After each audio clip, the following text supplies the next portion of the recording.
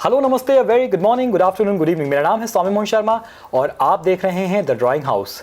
और आज की इस वीडियो में हम ला रहे हैं the top 10 most recommended comic books and graphic novels from the drawing house.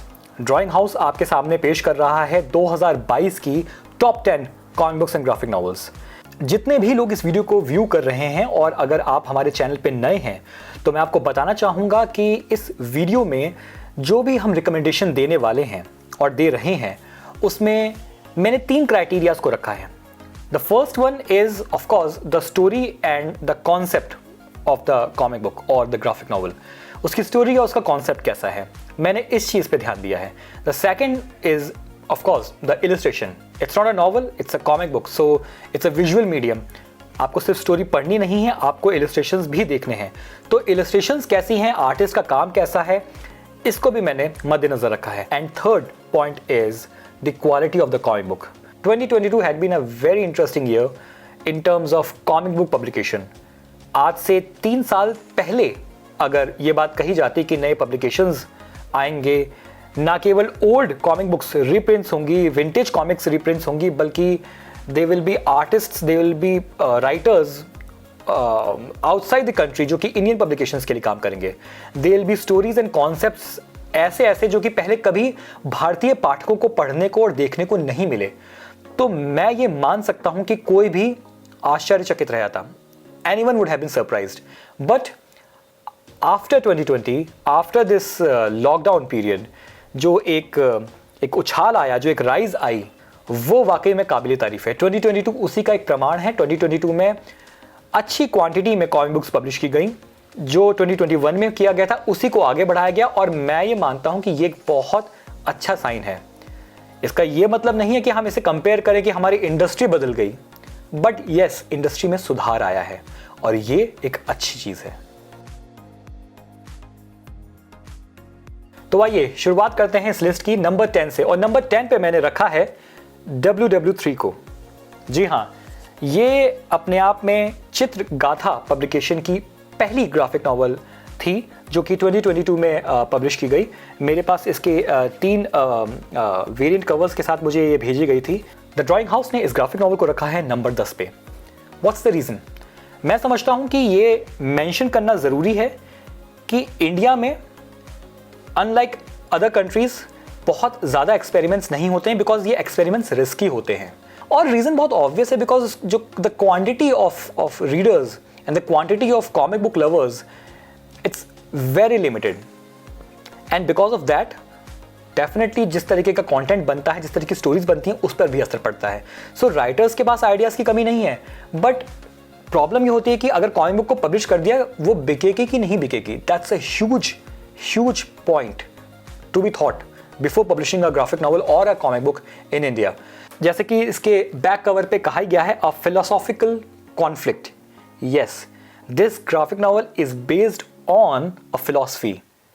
और ये अपने आप में इस स्टोरी को, इस कॉन्सेप्ट को इंटरेस्टिंग बनाता है, नया बनाता है। As a matter of fact अगर मैं ये कहूँ तो शायद सेफ होगा कि ऐसी ग्राफिक नॉवल इससे पहले इंडिया में शायद नहीं आई है, जिसमें कॉन्सेप्ट कोई सुपर हीरो का नहीं है, कॉन्सेप्ट कोई एडवेंचर फैंटेसी स्टोरी नहीं है। ये एक वाकई में पढ़ते वक्त आपको लगेगा कि एक स्टेज एक्ट हो रहा है और वाकई में जो इसका जो स्टोरी है वो एक स्टेज एक्ट से ही लिया गया है। तो ये इस ग्राफिक नॉवल को वाकई में इंटरेस्टिंग बनाता है। अगर कॉन्सेप्ट इस ग्राफिक नॉवल की एक बहुत स्ट्रॉन्ग प्लस पॉइंट है, मैं डेफिनेटली मेंशन करूंगा कि इसकी इलस्ट्रेशन उतनी अप टू द मार्क नहीं है। जो इसके आर्टिस्ट हैं मिस्टर अमित एल्बर्ट, चैनल पे वो भी आए थे।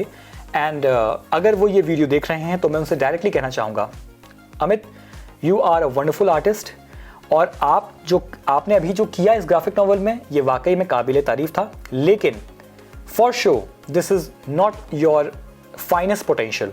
आप इसे कहीं ज़्यादा अच्छा कर सकते हैं। मैं आपको ऑल द वेरी बेस्ट तो विश करता ही हूँ, बल्कि साथ में ये भी कहना चाहूँगा कि as a comic book lover आप अपने आर्टवर्क को जैसे से और इंप्रूव करेंगे और जैसे से और स्टोरीज में अपने आप को इन्वॉल्व करेंगे, sky is the limit for you. There are no limits.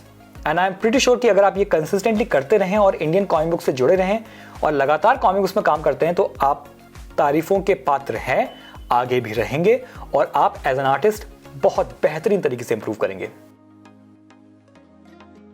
अब आता है नंबर 9।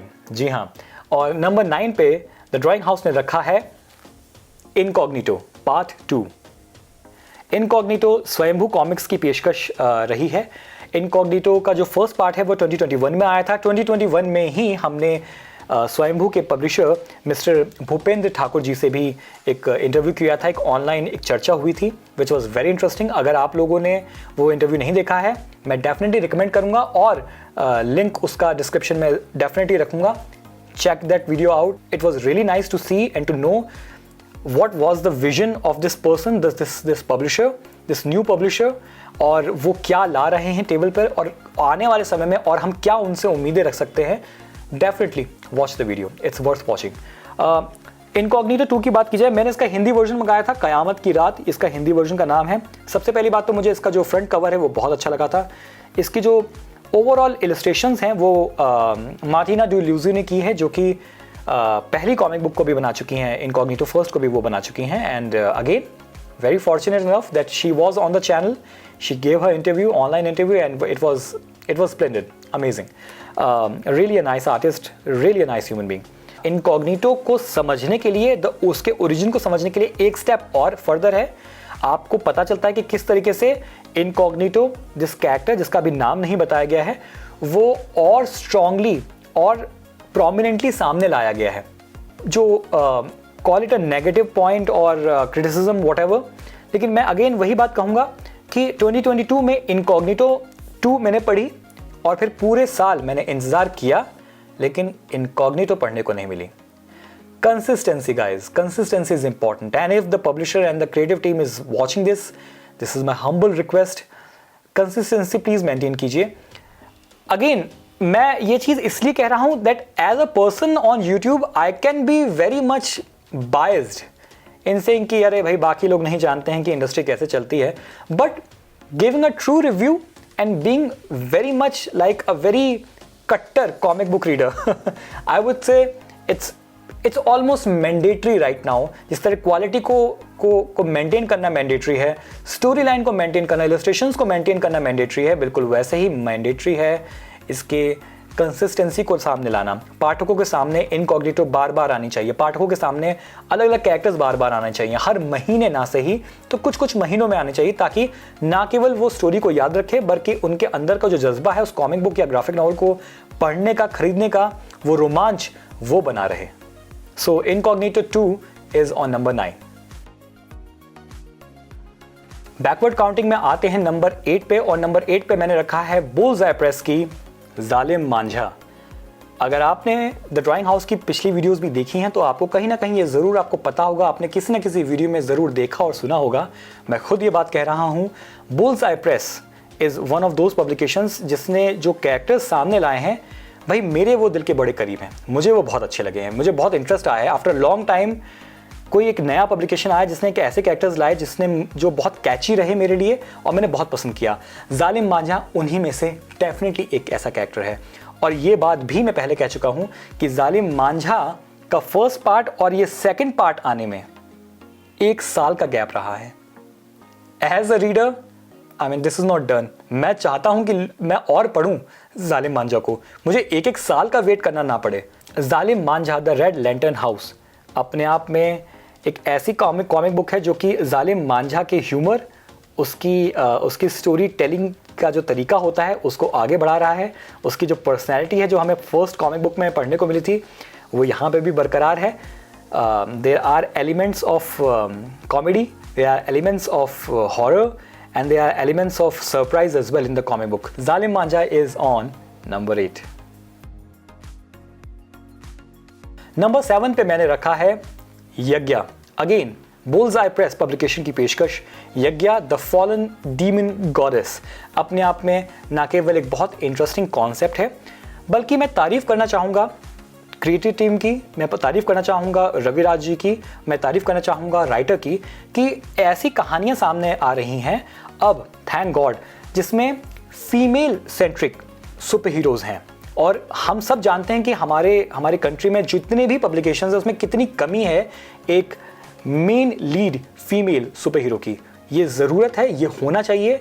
गर्ल रीडर्स को भी टारगेट करना चाहिए और ऐसे कैरेक्टर्स को सामने लाना चाहिए जिन्हें हम कह सकें ये हमारे कैरेक्टर्स हैं या हमारे देसी कैरेक्टर्स हैं। हमें हर वक्त हर बार एक फीमेल स्ट्रेंथ को डेजिग्नेट करने के लिए सिर्फ वंडर वुमन नहीं करना चाहिए। भविष्य में अगर ये कॉमिक बुक्स लगातार आती हैं, बरकरार रहती हैं, स्टोरी लाइन्स अच्छी आती हैं, इलस्ट्रेशंस अच्छी होती हैं और जिस तरीके से इंडस्ट्री धीरे धीरे इवॉल्व हो रही है, ये देखते हुए वो दिन दूर नहीं जब हमारी यंगर जनरेशन वो फीमेल स्ट्रेंथ के लिए इन कैरेक्टर्स का नाम लेना चाहिए। इसके राइटर हैं सुदीप मेनन और इसकी इलस्ट्रेटर हैं गियारा Belviso. Have I mention this earlier on? मुझे नहीं पता कि मैंने मेंशन किया है कि नहीं किया है, लेकिन अब मैं करना चाहूँगा।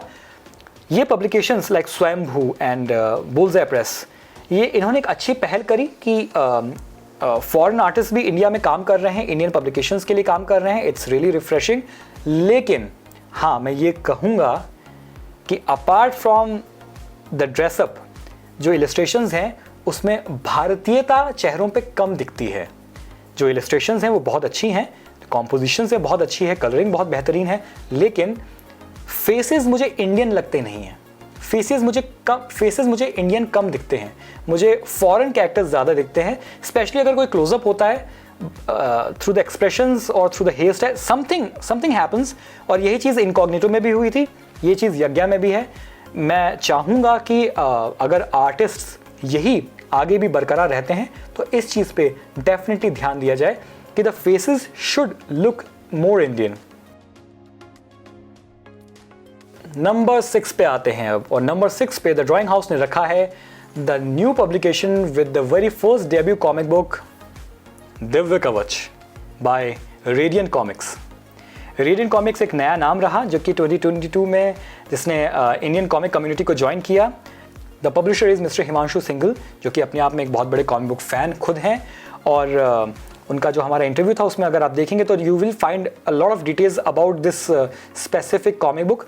अपने आप में दिव्य कवच काफ़ी इंटरेस्टिंग रही। इसका इंटरेस्टिंग होने का एक पॉइंट ये भी था कि जो इसके इलस्ट्रेटर हैं वो हैं Vivek Goyal, the publisher of Holy Cow Entertainment. तो ये भी इसको एक अच्छा एक सेलिब्रिटी चार्म देता है इस कॉमिक बुक को। And along with that, the writer is Mr. Vijayendra Mohanty, जो कि as we all know and we should know, Vijayendra Mohanty is the writer of the very well known and one of my favorites, रावणायन। लेकिन हाँ, मैं ये भी mention करूँगा, जैसा कि मिस्टर हिमांशु सिंघल ने खुद ड्यूरिंग दैट चर्चा, ड्यूरिंग दैट इंटरव्यू हमें बताया था कि जो इसका आर्ट वर्क था ये काफ़ी सालों पहले ही बन गया था और ये बहुत टाइम से ये he was waiting for the right time, the right moment कि ये अपना पब्लिकेशन हाउस ओपन करें और ये कॉमिक बुक लोगों के सामने आए। मैं मेंशन करूँगा हाँ डेफिनेटली कि आर्ट वर्क में you will see a difference, because अभी का आर्ट वर्क विवेक गोयल का is much more improved and dynamic and awesome in every sense as compared to the previous artwork। इस कहानी की या कहना चाहिए इस टाइप की कहानियों की जो मुझे बहुत इंटरेस्टिंग बात लगती है वो है the blend of Indian mythology with the present time. अलग अलग वेरिएंट कवर्स में ये कॉमिक बुक आई थी और मैंने हिंदी का मंगाया बिकॉज हिंदी वाला जो कवर था वो ललित कुमार सिंह ने बनाया था और ये मेरा फेवरेट रहा। और अब हम आते हैं टॉप 5 कॉमिक बुक्स और ग्राफिक नॉवेल्स ऑफ 2022 पे, और नंबर 5 पर हम रिकमेंड कर रहे हैं Shakti Rupa by Raj comics by Manoj Gupta division. Now coming straight to the point कि आखिर ये नंबर 5 क्यों डिजर्व करता है।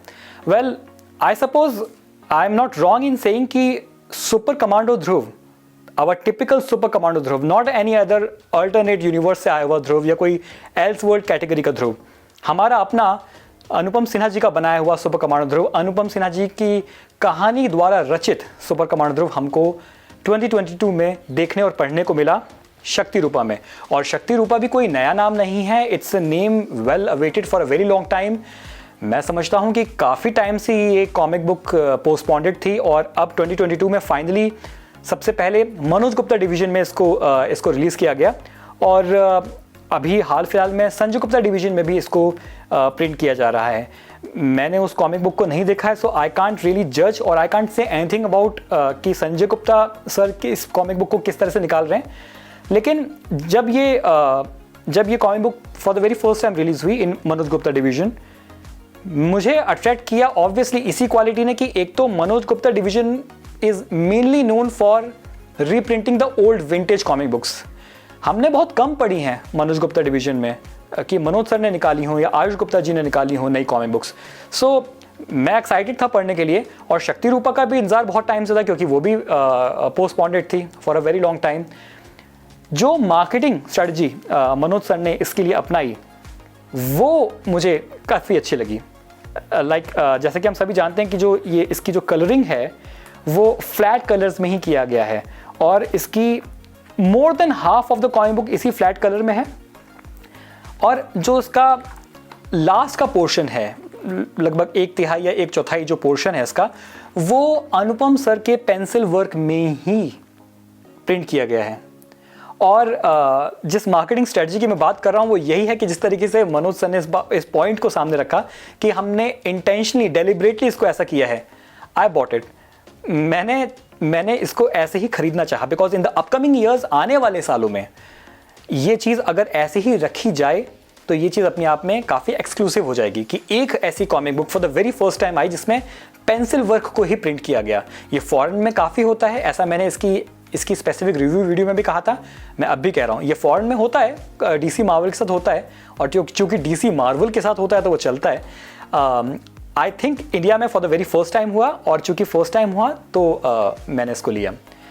The only negative point that I would से इज़ कि अगर संजय गुप्ता डिवीजन में भी इसको निकाला जा रहा है, या फिर मनोज गुप्ता सर खुद अगर इसको दोबारा कलेक्टर्स एडिशन में निकालते हैं या किसी और मार्केटिंग के साथ में सामने आते हैं और कहते हैं कि अब हम फुल्ली कलर्ड निकाल रहे हैं, मैं डेफिनेटली उसको रिकमेंड नहीं करूंगा। इसकी जो स्पेशलिटी है वो इसके ये जो लास्ट के पेजेस हैं, अनकलर्ड पेजेस, पेंसिल वर्क वाले पेजेस इसमें है। मेरा मानना है कि इसको ऐसे ही रखना चाहिए। अगर इसको कलर किया गया तो that won't be that good. So in any case number 5 पे द ड्राइंग हाउस रिकमेंड कर रहा है सुपर कमांडो ध्रुव की शक्ति रूपा। अब आता है नंबर 4। जी हां, हम बैकवर्ड काउंटिंग के टॉप मोस्ट 4 कॉमिक बुक्स तक अब पहुंच चुके हैं। नंबर 4 पे आ रहा है the new publication cheeseburger comics, अपनी पहली डेब्यू कॉमिक्स प्रोफेसर अश्वत्थामा के साथ। प्रोफेसर अश्वत्थामा ये अपने आप में एक काफ़ी नया, काफ़ी इंटरेस्टिंग डेब्यू रहा।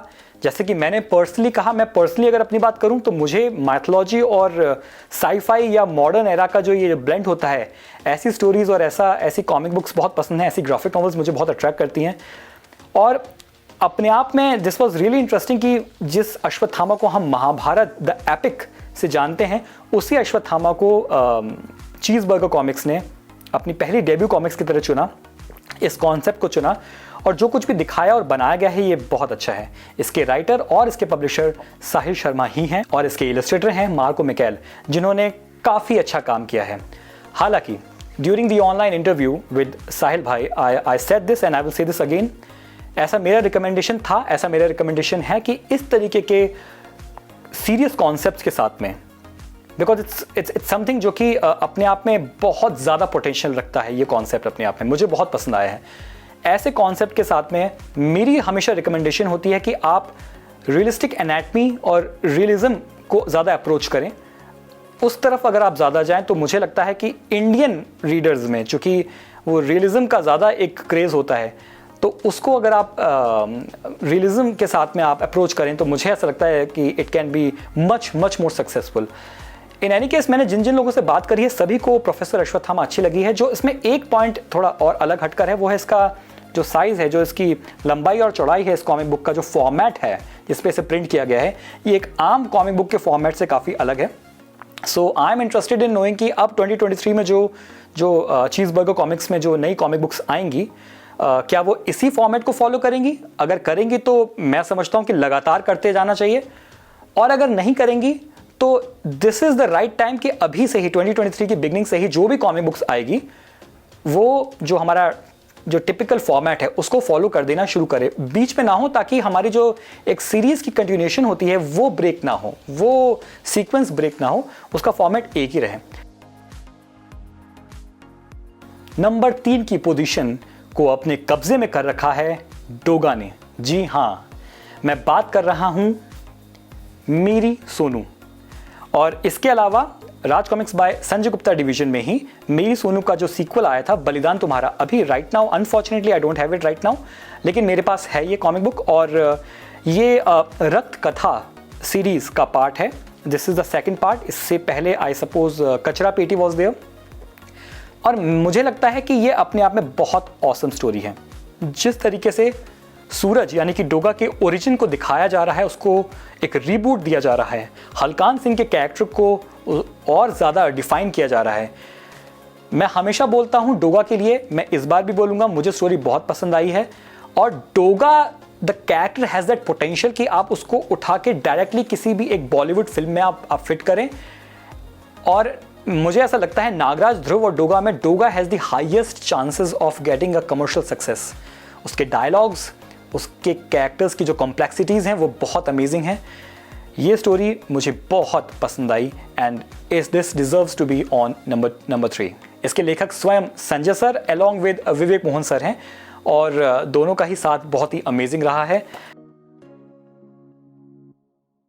और अब ladies and gentleman, boys and girls, दिल थाम के बैठिए, बिकॉज आ गया है नंबर 2। नंबर 2 पे द ड्राइंग हाउस रिकमेंड करता है, एनी गेसेस? चलिए खुद ही बता देते हैं। नंबर 2 पे है नाग प्रलोप। नाग प्रलोप एक डेफिनेटली ऐसी कॉमिक बुक है जो कि कई रीजन से मेरी फेवरेट है, द ड्राइंग हाउस की फेवरेट है, और मैं जानता हूं क्योंकि मैंने बात करी है कई लोगों से, कई फैन से, रीडर से, ये कईयों की फेवरेट रही है।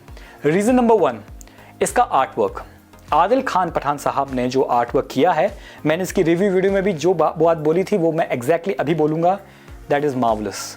नागराज को जिस तरीके से जो डिज़ाइन किया गया है, द फर्स्ट 4 या 5 कॉमिक बुक्स वाला नागराज वही हमारे सामने दोबारा आया है। यानी कि नागराज और शांगो के आगे क्या हुआ, उसके आगे नाग प्रलोप स्टार्ट होती है।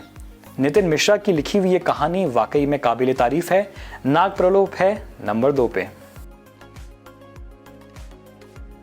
एंड नाउ दिल थाम के बैठिए नंबर 1 के लिए, क्योंकि नंबर 1 पे एक ऐसी कॉमिक बुक पब्लिकेशन है जो कि अभी तक के इन 9 जो नेम्स लिए गए हैं, 9 नाम लिए जो गए हैं, इनमें से कोई भी पब्लिकेशन नहीं है। एंड आई एम गेसिंग कि अब तक आप समझ रहे होंगे, कुछ लोग तो समझ गए होंगे। नंबर 1 पर है याली ड्रीम क्रिएशंस की कोड नेम अल्फा। मेरे ख्याल से कोड नेम अल्फा डिजर्व करती है नंबर 1 पोजीशन। क्यों? बिकॉज अगर आपने ये स्टोरी अब तक पढ़ ली है तो आप जानते होंगे, और शायद मेरी ही तरह आप मानेंगे, कि स्टोरी अपने आप में इस तरीके से दिखाई गई है, लिखी गई है, रिप्रेजेंट की गई है along with the amazing artwork, कि कहानी बैलेंस लगती है। There are certain loopholes, yes, for sure, but the writing of Bijoy Ravindran overall is really nice. और मुझे ये कॉमिक बुक, मुझे ये ग्राफिक नॉवल वाकई में बहुत अच्छी लगी है। मेरे पास इसके 2 वेरिएंट कवर्स के साथ मुझे ये भेजी गई थी। उनमें से एक एक्सक्लूसिवली विवेक गोयल जी का आर्टवर्क है, signed by him of course, and the other one is this. Both of them are my favourite. Story once again मैं कहूँगा, याली ड्रीम क्रिएशंस मैं समझता हूँ बनाता ही इस चीज़ को टारगेट करके है कि इन द नियर फ्यूचर कभी ना कभी इन किरदारों को, इन स्टोरीज़ को, इन कॉन्सेप्ट्स को हम OTT पे या सिल्वर स्क्रीन पर देख सकें। मुझे बहुत ज़्यादा पॉसिबिलिटी दिखती है, लगती है, और मुझे जब मैंने इस कॉमिक बुक को पढ़ा तो मुझे इंटरेस्ट आया। It has elements, it genuinely has an element of a typical Bollywood movie, a masala movie. इसमें लव है, इसमें कॉमेडी है, इसमें डायनेमिक एक्शन है, इसमें इमोशन है, और इसमें आने वाली कहानी के लिए डेफिनेटली उपयुक्त सस्पेंस भी छोड़ा गया है। तो वाकई में मैं समझता हूँ कि अगर आप लोगों ने ये कॉमिक बुक नहीं पढ़ी है, अगर आपने पढ़ी है तो you definitely are knowing what I am talking about, लेकिन अगर आपने नहीं पढ़ी है, मेरी डेफिनेट रिकमेंडेशन है, द ड्राइंग हाउस की रिकमेंडेशन, नंबर 1 रिकमेंडेशन है कोड नेम अल्फा। इसको ज़रूर पढ़ें। So this was the video guys. ये जो 10 नाम दिए गए हैं ये सभी हमारी तरफ से टॉप रिकमेंडेड हैं। अगर आप कॉमिक बुक्स में नए हैं, कॉमिक बुक रीडिंग में नए हैं, ये डेफिनेटली आपके विश लिस्ट में होना चाहिए, आपके कलेक्शन का ये पार्ट होनी चाहिए, ये सभी graphic novels and comic books. और मेरी उम्मीद है कि जैसे जैसे मैंने इनको पसंद किया है आपको भी ये पसंद आएंगी। मैं डेफिनेटली अंत में भी मेंशन करूंगा कि ऐसे और कई सारे नाम हैं जो कि मेरे जहन में हैं लेकिन मैंने इस लिस्ट में नहीं रखे हैं। And trust me, it was really difficult for me to find out कि किस चीज़ को पसंद किया जाए, किस चीज़ को नहीं पसंद किया जाए, किस चीज़ को एलिमिनेट करूं और किस चीज़ को फाइनल लिस्ट में रखूं। बिकॉज ये साल genuinely, I mean last year 2022 genuinely एक अच्छा साल रहा है in terms of readership. Comic books आई हैं and considering the last few years, I mean even आप 2000 से लगा लीजिए टिल 2010-11 जब तक कॉमिक कॉन शुरू नहीं हुआ है। इनफैक्ट कॉमिक कॉन शुरू होने के बाद भी कोई बहुत बड़ा चेंज नहीं आ पाया था। तो कंसिडरिंग दैट अब की ये जो 2-3 सालों में ये जो एक लीप ली है पब्लिशर्स ने, कॉमिक बुक्स ने, इंडियन कंटेंट ने, ये अच्छा है, ये अपॉर्चुनिटीज़ ओपन कर रहा है। आने वाले समय में यंग प्रोड्यूसर्स, यंग क्रिएटर्स कुछ ना कुछ, कहीं ना कहीं, कैसे ना कैसे OTT पे या सिल्वर स्क्रीन पे ज़रूर बनाएंगे, और कहीं नहीं बनाएंगे तो अपने YouTube पे बनाएंगे, अपने ऑफिशियल चैनल पे बनाएंगे। ये चीज़ें डेफिनेटली फेमस होंगी। So this was the video guys, thank you so very much for watching this video. Like it, subscribe to the channel, share the video with others, definitely start supporting Indian artists, Indian contents, Indian comic books. Thank you so very much. Goodbye and God bless you.